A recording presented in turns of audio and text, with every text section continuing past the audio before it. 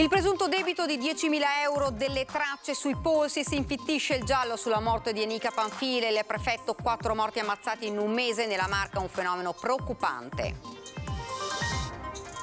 La comunità di Salgarede è sotto shock per la morte di Vasco Basso, 49 anni, ha perso la vita mentre andava a prendere la figlia alla partita di basket. A Oderzo, 21enne, esce di strada con l'auto, è grave. 300 morti e 13.000 incidenti stradali in Veneto nel 2022. La Regione avvia una campagna per la sicurezza stradale rivolta ai giovani delle scuole. Vincono 3 istituti trevigiani. Una troupe delle Iene oggi in tribunale a Treviso, vittima di un'aggressione. Nel 2019 cameraman ed inviato furono picchiati da padre e figlio residenti a Giavera del Montello. La tecnica è nuovissima, usano un dispositivo elettronico per introdursi nel sistema di erogazione del bancomat e svuotarlo delle banconote. Colpo grosso a Macerata, caccia alla banda. Oggi l'Arma dei Carabinieri festeggia il 209° anno dalla fondazione, tra i premiati anche i militari che bloccarono la folle fuga in auto del 19enne Steve Quintino nell'Asolano. Cantieri per la realizzazione della rete fognaria a Treviso, oggi al via i lavori nel quartiere di San Liberale dove verrà rifatto anche l'acquedotto, a settembre ruspe in azione in città Giardino. Buonasera, ben ritrovati dalla redazione di Treviso. Dunque questi i titoli, ma in primo piano il sondaggio di questa sera che parla di giovanissimi e social, partendo dalla proposta di legge che il leader di Azione Carlo Calenda vuole portare in Parlamento. Dunque noi vogliamo chiedervi: la proposta vietare i social ai minori di 13 anni è giusto? Se volete rispondere sì, vedete in verde 0422 1626 691, se invece volete rispondere no, dunque in rosso 0422 1626 690. L'esito di questo sondaggio nel corso della nostra trasmissione in prima serata di questa sera, Ring. E dunque ora la cronaca: l'omicidio della 31enne Anica Panfile è il quarto in un mese nella Marca trevigiana, un record negativo rispetto al quale c'è la massima attenzione di istituzioni e forze dell'ordine. Nel frattempo le indagini per dare un nome al responsabile della morte della giovane mamma di 4 bambini proseguono. Ci sono grandi risorse impegnate per fare chiarezza su un fatto che certamente necessita di grandi approfondimenti. Posso garantire che grazie all'attenta direzione della Procura della Repubblica di Treviso c'è grande attenzione sul punto e verrà fatto tutto col massimo scrupolo per cercare di ricostruire al meglio quanto accaduto. Paese Varago, da ultimo Spresiano, con il giallo della morte della 31enne Anica Panfile ritrovata a cadavere nel Piave. 4 omicidi nella Marca in un solo mese, quello di maggio, con un assassino a cui rimane ancora da dare un'identità. Un record negativo da cui la provincia di Treviso non si direbbe certo una delle più sicure d'Italia, ma il prefetto Angelo Sidoti invita a contestualizzare ciascun caso. Chiaro che 4 omicidi sono preoccupanti nel numero per quel che è successo, però sono fatti del tutto scollegati l'un con l'altro, avvenuti per dinamiche diverse, quindi concentrati magari in questo periodo rispetto ad anni in cui magari non ce n'erano stati o erano già molto più bassi come numero. Un numero insolito rispetto a questa provincia, sono episodi tutti molto particolari che di certo non sono espressivi di una dinamica criminale, ma fanno certamente riflettere sul fatto che sono stati episodi particolarmente cruenti che necessitano, che hanno impegnato in maniera importante il comando provinciale e che ci impegnano ancora in maniera importante. Le indagini dunque proseguono senza tralasciare nulla. È stato Franco Battaggia, ex Primula Rossa della Mala del Brenta e soprattutto ex datore di lavoro di Anica, a rivelare di aver prestato alla donna 5.000 euro per pagare un debito con un terzo soggetto che in realtà ne avanzava o pretendeva 10.000.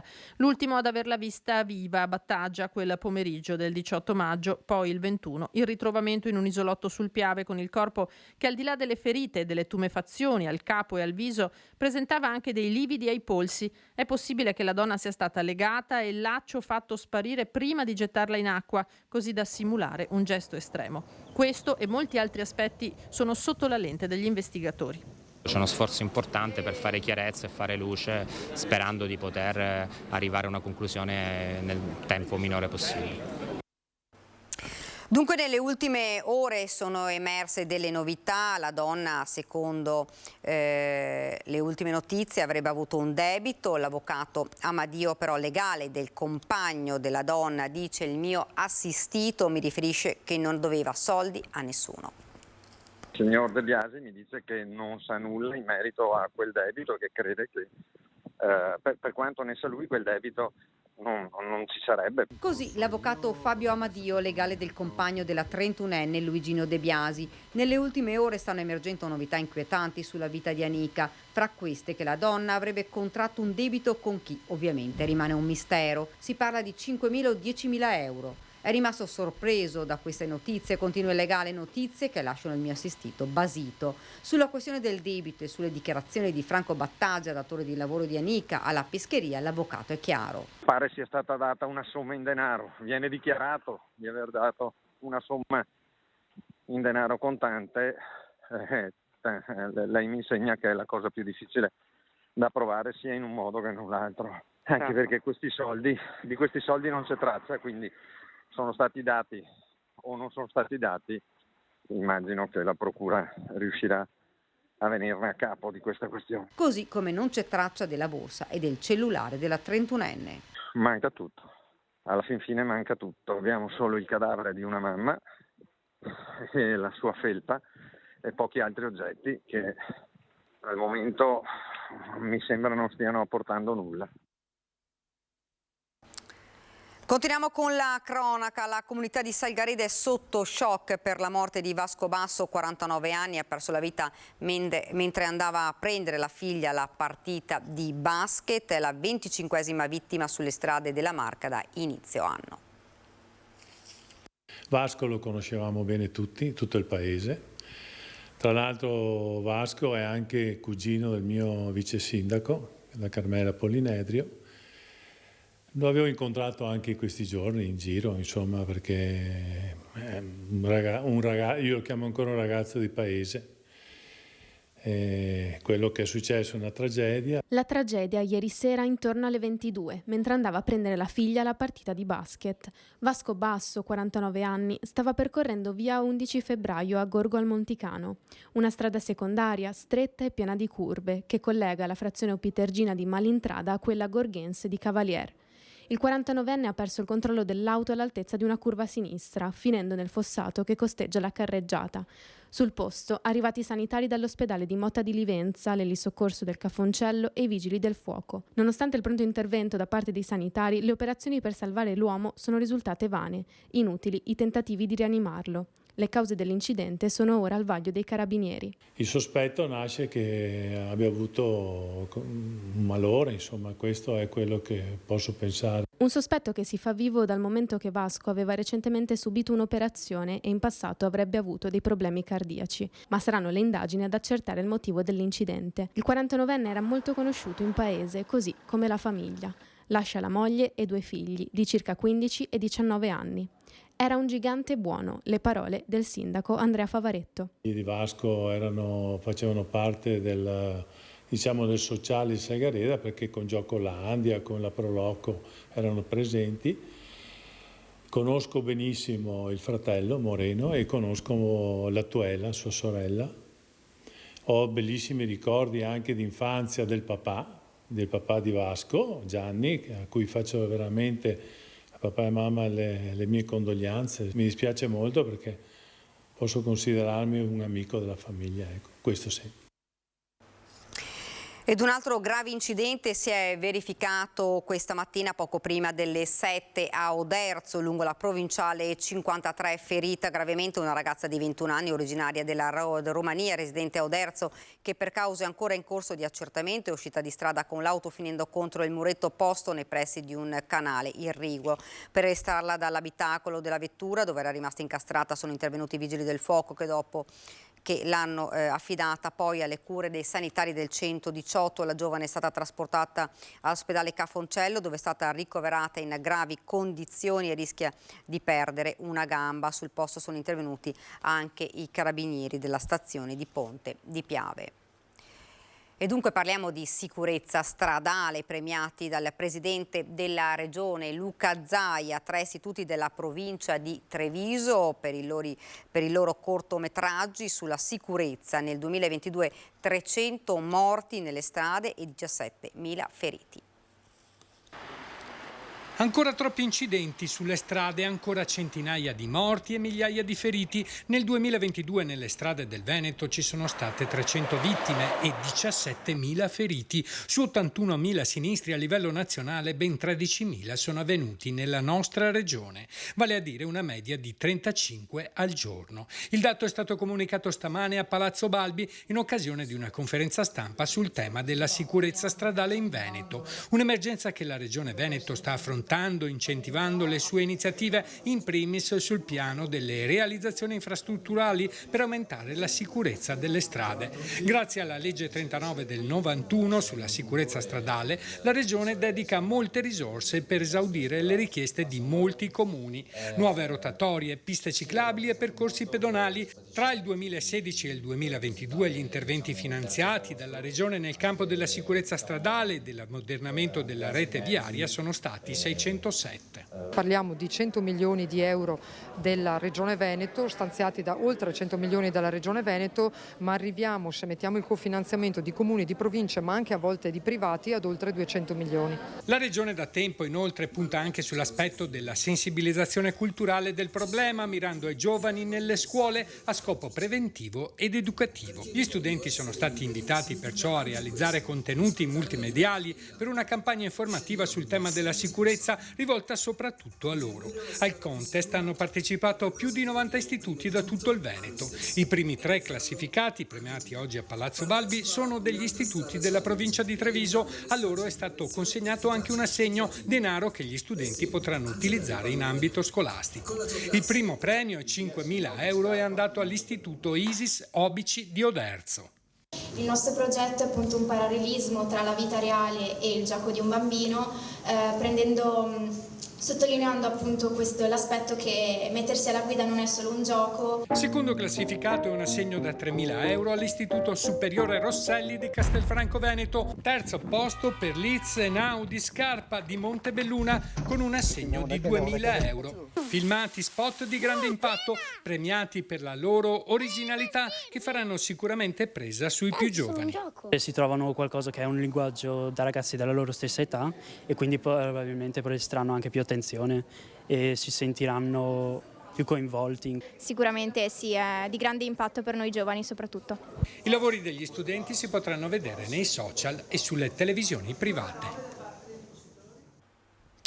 Un incidente sul lavoro questo pomeriggio in un'azienda di Pieve di Soligo, ferito un operaio che è rimasto incastrato con la mano in un macchinario ed ha subito l'amputazione di 3 dita, è stato soccorso dai sanitari del SUME 118 e trasportato all'ospedale di Conegliano, sul posto lo Spisal.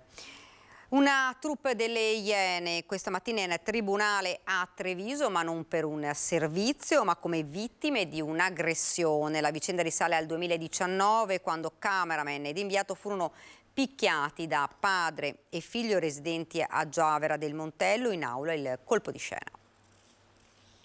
È stato ripreso tutto quanto, tra l'altro gli imputati non erano a conoscenza del fatto che noi avessimo questa registrazione, infatti c'era uno dei 2 in aula, tutto bello sorridente, è arrivato, poi quando è stata fuori questa cosa ha cambiato espressione. Si vede tutta la scena? Si vede tutta quanta la scena perché quello è una telecamera che noi ci portiamo nel caso in cui appunto prendessimo le botte. Questa volta è successo e quindi abbiamo la registrazione integrale di tutta quanta la scena. Una telecamera nascosta che ha ripreso ogni istante dell'aggressione, un colpo di scena che nessuno si aspettava. Immagini che il legale delle vittime chiederà vengano proiettate in aula alla prossima udienza. I fatti risalgono al 2019, quando la troupe delle Iene si era recata a Giavera del Montello per intervistare padre e figlio gestori di una trattoria della zona su presunte inadempienze contrattuali legate ad eventi soprattutto relativi alla degustazione di vini. È successo che abbiamo fatto delle domande, anziché delle risposte o delle non risposte che potevano pure arrivare, sono arrivate delle botte e la sottrazione del materiale. Insomma. Così l'inviato delle Iene Massimo Cordaro che ripercorre quei momenti drammatici quando lui ed il cameraman furono colpiti con calci e pugni. Tante botte, tanti calci, tanti pugni, però fa parte dei rischi del mestiere, ovviamente se non succede è meglio, per me era la prima volta, non che ci tenga a che risucceda, però L'importante è che fortunatamente abbiamo la registrazione. Non solo, ma gli aggressori avevano anche sottratto la telecamera, restituita solo all'arrivo dei carabinieri, ma completamente distrutta e senza la schedina di memoria. Una deposizione che ha portato all'aggravamento delle accuse nei confronti di padre e figlio. Il pubblico ministero Massimo De Bortoli ha infatti modificato il campo di imputazione, contestando anche reato di rapina aggravata. Siamo molto contenti e speravamo che la procura appunto integrasse il capo di imputazione, e all'esito delle domande che sono state poste oggi in udienza il pubblico ministero effettivamente ha ritenuto di contestare il reato di rapina aggravata. La prossima udienza è stata fissata per il 18 gennaio 2024. Ed ancora a cronaca, la tecnica è nuovissima, i ladri usano un dispositivo elettronico per introdursi nel sistema di erogazione del bancomat e svuotarlo delle banconote. Colpo grosso all'Unicredit di Macerata, caccia alla banda che potrebbe aver agito anche a Mogliano. Hanno aperto un varco nello sportello bancomat, all'interno del quale hanno inserito un dispositivo elettronico verosimilmente collegato ad un device esterno. Così sono riusciti ad introdursi nel sistema di erogazione del bancomat, facendogli espellere centinaia di banconote, un bottino ingente di oltre 45.000 euro, arraffato il quale i malviventi sono scappati a bordo di un'auto di grossa cilindrata, pare una BMW. E questa infatti la scena immortalata dall'ultima ripresa delle telecamere di videosorveglianza della zona. Quelle della banca infatti sono state spostate verso l'alto dai ladri con un'asta di legno in modo da non riprendere il colpo.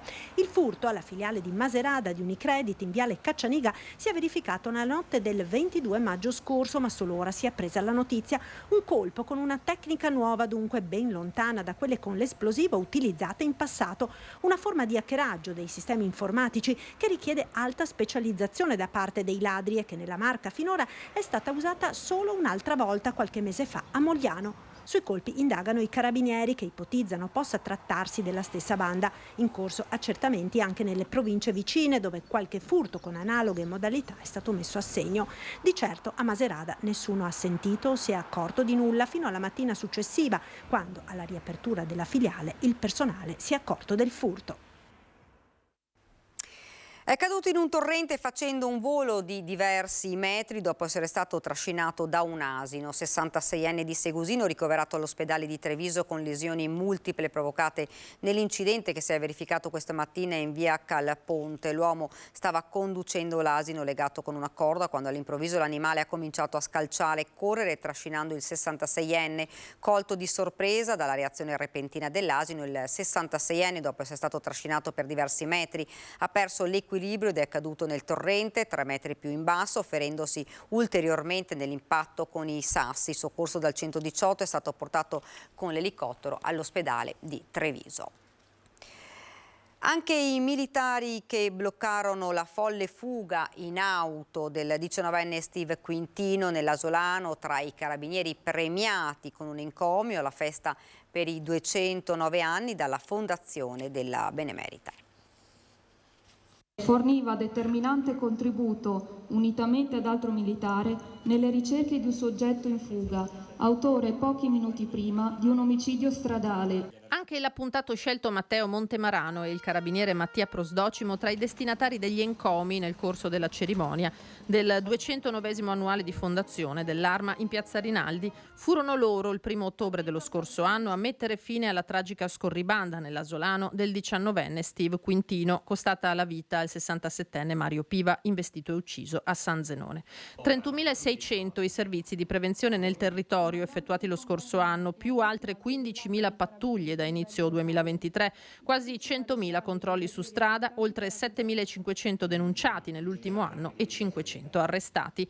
Un focus a parte sugli incidenti stradali, 630 quelli rilevati dall'Arma, di cui 23 mortali. Certamente uno degli aspetti più negativi di questo territorio, per cui grazie anche all'apporto della Prefettura cerchiamo di realizzare congiuntamente alle altre forze di polizia moltissimi servizi e anche di unire delle campagne di informazioni sinistri, perché è inutile nasconderlo, la gran parte di questi sinistri sono dovuti a condotte imprudenti e insicure e non certo alle condizioni delle strade. Gli incontri sulla legalità nelle scuole, la prevenzione delle truffe con gli anziani, ma soprattutto il capillare presidio del territorio, che rimane la principale peculiarità dell'Arma. Sia in termini di rassicurazione sociale che realizzando un modello di polizia di prossimità sempre più efficace, in modo da far sentire la nostra presenza e dimostrare che le comunità che ci onoriamo di servire possono fidarsi di noi. È soddisfacente in questo momento il numero di militari in servizio? Sì, assolutamente. Abbiamo ricevuto 23 giovanissimi carabinieri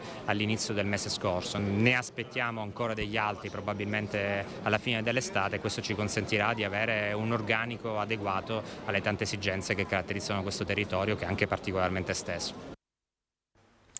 Con il volto travisato ed armato di una pistola, poi risultata giocattolo ma senza tappo rosso, ha avvicinato una donna intimandole di consegnarle tutto il denaro che aveva. È accaduto ieri sera a Castelfranco, ma il rapinatore non aveva messo in conto la reazione della donna, un'operaia di 47 anni che si è rifiutata di consegnare il portafogli. Il rapinatore è quindi fuggito a bordo di un'auto intercettata poco dopo da una pattuglia dei carabinieri di Castelfranco. L'uomo, 30 anni, di origine rumena, aveva la pistola giocattolo ed il materiale usato per coprirsi il volto. È stato quindi arrestato per tentata rapina aggravata. Sono in corso accertamenti su altre rapine commesse di recente con analoghe modalità nella zona di Castelfranco. Ed ora ci fermiamo per una piccola pausa pubblicitaria, poi torniamo in studio.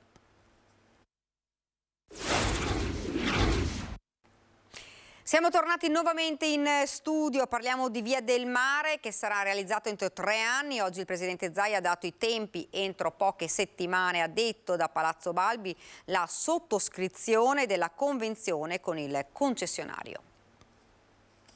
A Strada del Mare arriviamo all'aggiudicazione, penso nelle prossime settimane. Stiamo facendo il controllo di tutte le carte. Dall'altro, fra l'altro, questa è una strada che viene realizzata a costi zero per il pubblico e ci sarà l'esenzione per gran parte, sono 8 comuni che la lambiscono, poi c'è anche un'esenzione a 2 anni per altri comuni. E poi ovviamente c'è il grande nodo di Jesolo, dove comunque ricordo che nelle spiagge venete arrivano 32 milioni di presenze turistiche. Non riusciremo a togliere il traffico al 100%, sicuramente ad alleggerirlo. All'indomani delle polemiche che hanno caratterizzato il ponte del 2 giugno, l'apertura della stagione estiva, che ha ricordato il nodo Treviso Mare, è il Presidente Zaia, dopo l'assessore De Berti, ieri in diretta su Antenna 3 a dettare i tempi. È conto alla rovescia la Via del Mare, la superstrada a pagamento, che dopo annose vicissitudini dovrebbe a settimane vedere l'aggiudicazione definitiva al concessionario. Rimane il nodo Jesolo con il collo di bottiglia che bloccherà anche a Via del Mare completata il traffico all'altezza dell'Ipertosano. Perché il traffico che arriva su Jesolo, al porto di Jesolo, se fosse smistato prima, ovvero il 20% che se ne deve andare a Cortellazzo va prima a Cortellazzo, e quello che va a Cavallino Tre Porti o al porto turistico di Jesolo ci permette di avere meno effetto imbuto su Jesolo. Esenzione al pagamento della superstrada prevista per tutti gli 8 comuni che la lambiscono.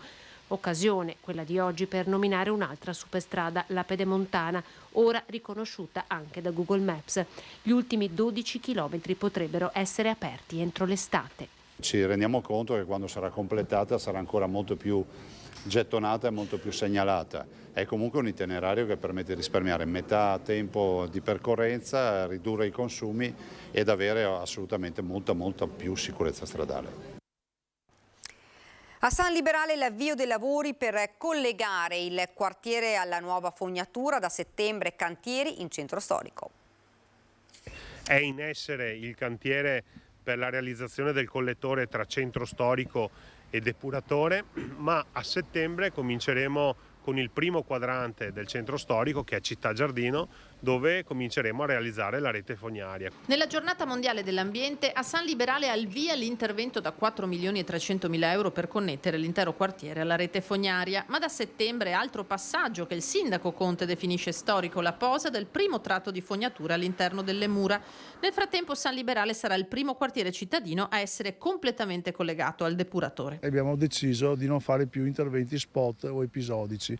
Infatti avevamo questo terzo lotto di marciapiedi di San Liberale, noi lo abbiamo fuso, diciamo, con la volontà di realizzare la pista ciclabile in sicurezza su Viale Europa, via Cisole. Percorso che arriverà al polo scolastico destinato a una riqualificazione insieme a molti altri servizi del quadrante tra San Liberale, Monigo, San Paolo e Santa Bona per investimenti di 55 milioni di euro pubblico-privato. L'ex polveriera al centro anziani via Mantiero, dove con le fognature saranno rifatti anche i marciapiedi. Il quartiere di San Liberale era privo di fognatura e quindi tramite la realizzazione di 3 km di condotta riusciamo ad allacciare circa 2000 persone alla rete fognaria di Viale Europa, che poi confluisce sul depuratore, e andiamo anche a sostituire gran parte, circa 3 km di acquedotto che aveva delle problematiche, delle perdite. Ricordo che ad oggi abbiamo una dispersione quantificabile attorno al 25%, l'obiettivo da qui a fine mandato è di andare sotto il 20%. In tema di sostenibilità non sfugge la classifica del Sole 24 Ore, che vede la Marca settima in Italia per consumo di suolo. Dobbiamo dialogare con le parti private esattamente come abbiamo fatto a Treviso, riuscendo in molti casi a fermare anche lo sviluppo edificatorio, trovando dei punti di compromesso tra pubblico e privato per la tutela dell'ambiente. Nella giornata mondiale dell'ambiente lanciamo una nuova rubrica che partirà venerdì 16 alle ore 13 su Antenna 3 a cura dell'Associazione per Persone Ecologia Reti. Un pianeta da salvare, la Terra, con i suoi 7 miliardi e 800 milioni di abitanti. Calcola uno studio della Pennsylvania State University che negli ultimi 50 anni l'impatto economico degli eventi estremi che si sono abbattuti sulla Terra si è moltiplicato per 20. Solo nei paesi asiatici sono oltre 57 milioni le persone colpite da disastri climatici. A casa nostra il Mediterraneo, che ospita l'1% dell'acqua del pianeta, concentra il 7% delle microplastiche al mondo. Una quantità che equivale al peso di 50 Torri Eiffel. Venerdì 16 giugno a partire dalle 13 Antenna 3 ospiterà il nuovo appuntamento dedicato all'ambiente e alla transizione ecologica a cura di Andrea Ferrazzi, ex senatore del Partito Democratico, oggi fondatore dell'Associazione per Persone Ecologia Reti. Informazione puntuale che vi porterà sulle nostre montagne alla ricerca dell'acqua, il vero oro del nostro secolo. Senza un ambientalismo ideologico, l'ambientalismo deve fondarsi sulla scienza, sulla verità dei fatti, quindi un approccio davvero molto pragmatico, diciamo così. Capendo peraltro che la transizione ecologica non è solamente la necessità anche etica di salvare l'ambiente appunto per noi, per i nostri figli, ma anche la condizione per creare ricchezza, per creare posti di lavoro. La domanda corretta è: quanto costa non fare nulla? E i costi della non transizione ecologica sono spaventosi. Eventi sempre più frequenti, fenomeni sempre più intensi, un dialogo esplorativo con chi vive e lavora per l'ambiente, i fondi della Next Generation EU spiegati davvero, un viaggio nei luoghi dove la natura, già in difficoltà, sta lanciando i primi segnali. Faremo una settimana di esplorazione delle Alpi alla ricerca dell'acqua nelle Alpi per vedere la qualità della vita alpina, perché veda, dalla qualità della vita alpina dipende la nostra qualità della vita, perché è dalle Alpi che viene l'acqua e l'acqua è la nostra vita. A Farra di Soligo la festa di compleanno record per Carmela Tittonel di Campea di Miane, 106 anni appena compiuti all'Istituto Bon Bozzolla, che gli ha dedicato una festa speciale con tanto di torte e una messa celebrata dal parroco di Miane Don Maurizio. Presenti anche amici e parenti della festeggiata, il sindaco di Miane Denny Buso, nonché la presidente e la direttrice dell'istituto Isabella Paladin e Flavia Casetta. Nata il 5 giugno del 1917, 4 figli, 9 nipoti e 10 pronipoti. Da febbraio 2022 Carmela è ospite di Bon Bozzolla, struttura in cui ben 79 anni fa, quando era ancora adibita a ospedale, partorì i suoi gemelli. Ed ora siamo alla nostra pagina da Belluno e provincia.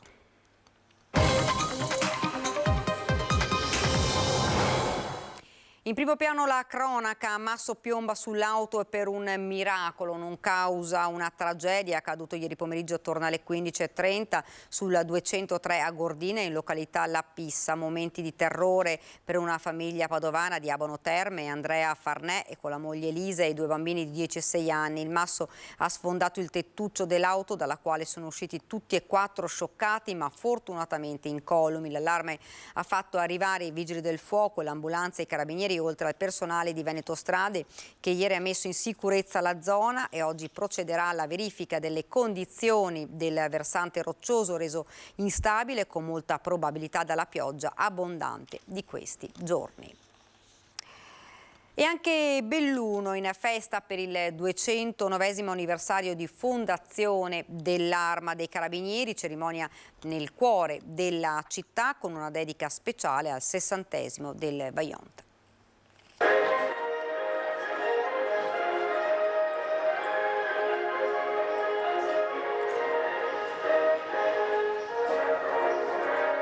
Marcia d'ordinanza da Piazza dei Martiri a Piazza Duomo con 3 plotoni, il primo in grande uniforme storica, il secondo composto dai comandanti delle stazioni carabinieri del comando provinciale, il terzo composto da militari delle diverse specialità con una rappresentanza delle infermiere volontarie della Croce Rossa. È iniziata così la celebrazione del 209° anniversario di fondazione dell'Arma dei Carabinieri che ha riportato la festa nel cuore della città. Si ritorna in piazza necessariamente nonostante il tempo e le difficoltà, ma il nostro desiderio era quello di tornare tra la gente, a riabbracciare i nostri cittadini, a presentarci con orgoglio dinanzi al Palazzo del Governo per celebrare degnamente la nostra festa. Gli onori al prefetto di Belluno e l'alzabandiera dedicato al 60° del Vajont. 2 militari della stazione Carabinieri di Longarone hanno ricevuto il tricolore da Maddalena Darozze, insegnita lo scorso febbraio della Benemerenza di Alfiere della Repubblica, e da 2 alunni della Gabelli di Belluno.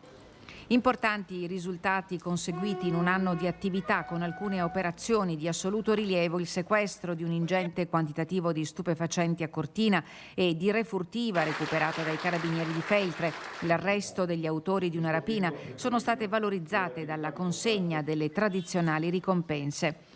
Ma l'impegno è stato diffuso su tutto il territorio, sia sul fronte dei reati contro il patrimonio che contro la persona. Con grande determinazione sono stati affrontati i reati di genere, 17 le presunte violenze sessuali trattate, 57 i casi di maltrattamenti familiari e 22 quelli di stalking. Ogni specialità dell'Arma si è contraddistinta per avere portato a termine importanti operazioni di servizio. Fuori dagli abituali schemi, il comandante provinciale nel suo discorso ha scelto di non elencare le statistiche del consuntivo, ma di rivolgersi direttamente ai suoi uomini. La cosa più importante è ricordarci che siamo carabinieri, siamo uomini e donne al servizio della gente, e ricordare i valori, l'etica, l'impegno, il senso del dovere con cui ogni giorno intraprendiamo il servizio. Dobbiamo richiamarci ogni giorno a questi grandi valori per avere con coraggio la forza di affrontare le sfide di questo territorio.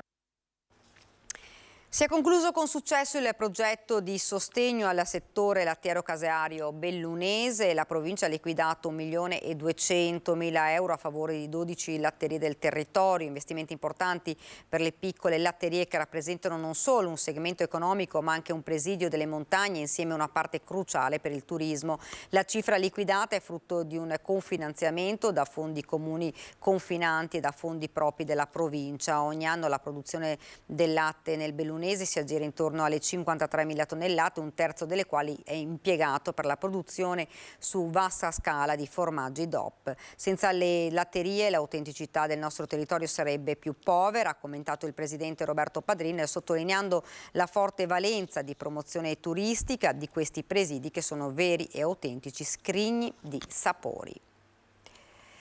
Un weekend da incorniciare, quello nel circuito di Misano Adriatico per il campione bellunese di Superbike Axel Bassani, quarto posto in gara 1, quarto in Superpole Race e infine ciliegina sulla torta, podio in gara 2, il primo della stagione Superbike 2023. Gioia per il team lombardo e per Bassani, l'emozione più grande della mia vita, ha commentato il giovane pilota feltrino, pronto a ricaricare le batterie per affrontare alla grande il circuito britannico di Donington.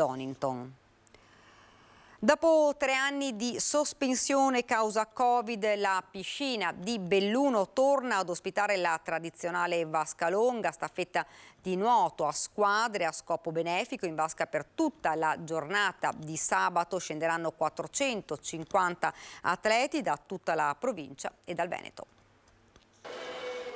In vasca per 20 tiratissimi minuti, 25 squadre composte da 18 atleti ciascuna. È tutto pronto per il weekend della Vasca Longa che torna alla piscina di Lambioi dopo 3 anni di sospensione causa Covid. Nuoto e solidarietà, il binomio inscindibile che caratterizza l'evento natatorio alla sua 10ª edizione. È importante perché c'è veramente una collaborazione con un gruppo di volontari, più di 100, che aiutano nello svolgimento della manifestazione. I proventi saranno devoluti interamente alla casa alloggio dell'Associazione Pollicino di Petrosciani e all'Associazione Italiana SLA di Belluno. Questa è un'occasione per scendere in campo nuovamente come siamo abituati a fare noi e scendere bene in campo, star bene assieme e aiutare i nostri bambini in casa Pollicino. Siamo un'associazione nata ormai da più di 10 anni, però siamo un'associazione piccola e va ad aiutare, grazie a Dio, persone che hanno la SLA e che in provincia ce ne sono, ma non sono tantissime. Una malattia comunque terribile. Solidarietà, sport e intrattenimento. Già a partire da venerdì sera Lambioi ospiterà il concerto di Mario e Bruno e poi la musica dei DJ e gli stand enogastronomici. Un weekend dedicato al nuoto e agli sport acquatici. Nella vasca tuffi attesi gli eventi Italy Cliff Diver e di apnea. Tutte le informazioni nel sito piscinadibelluno.it. E questa era la nostra ultima notizia. Vi lascio come di consueto alle nostre previsioni del tempo. Grazie davvero per averci seguito. Arrivederci.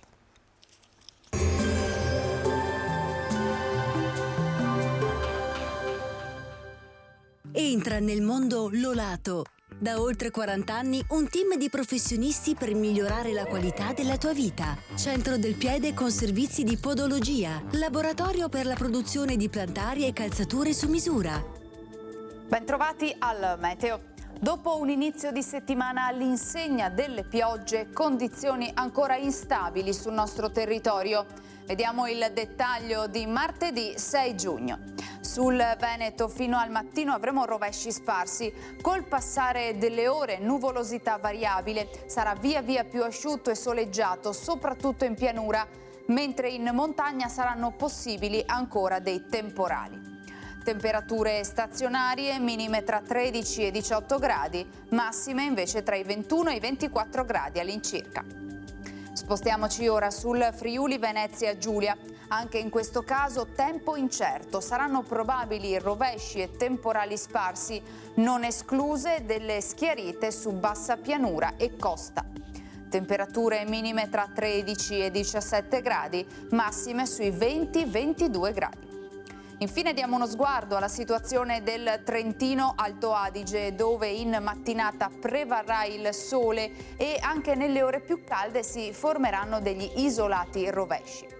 Temperature minime intorno ai 13-14 gradi, massime sui 26-27 all'incirca. Dal meteo di Antenna 3 per ora è tutto, grazie per l'attenzione, arrivederci.